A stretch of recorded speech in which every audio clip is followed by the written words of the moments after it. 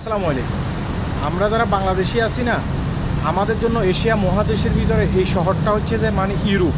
আমাদের জন্য যারা আমরা দেখা গেছে কি লক্ষ লক্ষ টাকা খরচ করে ইউরোপ আমেরিকাতে যেতে পারি না, এই শহরটা হচ্ছে যে আমাদের জন্য ইউরোপ আমেরিকা। খুবই সুন্দর বসবাসের জন্য মানে উপযোগী একটা শহর এই আপনার কুয়ালালামপুর। খুবই সুন্দর একটা শহর, আপনি দেখতেছেন, খুবই সুন্দর একটা শহর। আশপাশে কোনো ময়লা আবর্জনা নেই, হ্যাঁ, কিন্তু এই যে ময়লা আবর্জনা নেই, খুবই সুন্দর একটা শহর। এই শহরটাকে নোংরা করে ফেলতেছে আমাদের বাংলাদেশি কিছু মানুষ। হ্যাঁ, আমাদের বাংলাদেশি কিছু মানুষ। হ্যাঁ, এখন যে মালয়েশিয়ান যে গভর্নমেন্ট আছে না, গভর্নমেন্টের যে লোকজন আছে না, পুলিশ প্রশাসন আছে না, তারা আমাদের দিকে এমনভাবে তাকায় মনে হয় যে আমরা এখানে মানে যে কোনো মুহূর্তে আমরা বোম ফুটে দিতে পারি।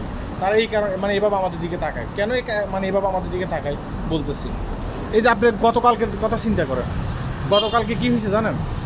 গতকালকে এক বাংলাদেশি ব্যবসায়ীকে অপহরণ করেছে। হ্যাঁ, দেখা আমাদের বাংলাদেশি 2 জন আর মায়ানমার 5 জনে মিলে, অর্থাৎ 7 জনে মিলে আমাদের বাংলাদেশে একজন ব্যবসায়ীকে অপহরণ করছে, বাংলাদেশি ব্যবসায়ীকে। সে 7 জন ব্যক্তি গ্রেপ্তার হয়েছে, 2 জন হচ্ছে আমাদের বাংলাদেশি। এই 2 জন ব্যক্তি কি করছে, ওই যে 5 জন লোক আছে, সে 5 জন লোককে তারা করছে, হায়ার করছে। হ্যাঁ, দেখো এই বাংলাদেশি ব্যবসায়ীর কাছে অনেক টাকা পয়সা আছে, তাকে যদি আমরা অপহরণ করতে পারি, হ্যাঁ, আমরা অনেক টাকার মালিক হয়ে যাব।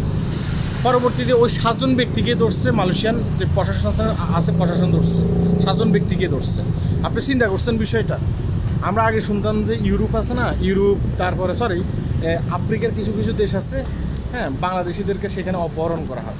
এখন কি হয়, এখন মালয়েশিয়াতেও বাংলাদেশিদেরকে অপহরণ করা হয়।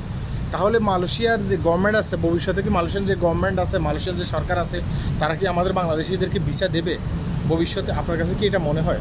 আমার কাছে তো মনে হয় যে ভবিষ্যতে তারা আমাদেরকে ভিসা টিসা নাও দিতে পারে। হ্যাঁ, কারণ যেভাবে এখানে বাংলাদেশিরা অপহরণ করে, বাংলাদেশিদেরকে বাংলাদেশিরা খুন করে, হ্যাঁ, দেখা গেছে কি অন্য অন্য দেশের কান্ট্রির লোকদেরকে আবার এদের সাথে কী করে, একসাথ করে নেয়। নয়তো এত সুন্দর একটা শহর, আমরা যারা কম বেতনে চাকরি করি, ইউরোপ আমেরিকাতে গেলে তো হয়তো আমরা লাখ লাখ টাকা বেতনে চাকরি করতে পারতাম। আমাদের কাছে সে পয়সা নেই, এই কারণে আমরা ইউরোপ আমেরিকাতে গিয়ে লাখ লাখ টাকা বেতন চাকরি করতে পারি না। এই কারণে আমরা যারা দেখা গেছে কি মধ্যম মানে ফ্যামিলির লোকজন আসছে, বাংলাদেশের মধ্যম আয়ের ফ্যামিলির লোকজন আছে, তারা আমরা এখানে আসি। কিন্তু আমাদের এখানে আসাটাই বন্ধ করে দিচ্ছে কারা? আমাদের বাংলাদেশি কিছু লোকজনে। যদি এভাবে চলতে থাকে, একটা সময় দেখা গেছে কি ভিসা বন্ধ হয়ে যাবে। এমনি তো এখন ভিসা বন্ধ, এখন বাংলাদেশের ভিসা বন্ধ, কিংবা অন্য অন্য কান্ট্রির ভিসা বন্ধ। আগামীতে হয়তো বা দেখা গেছে কি বাংলাদেশের ভিসা নাও দিতে পারে মালয়েশিয়ান গভর্নমেন্ট। হ্যাঁ, কারণ এখানে এসে আপনি অপহরণ করবেন, এখানে এসে আপনি দেখা গেছে কি মেয়েদেরকে ইফটিজিং করবেন, এখানে এসে আপনি চিন্তাই করবেন, চুরি করবেন, তাহলে কি ভিসা দেবে?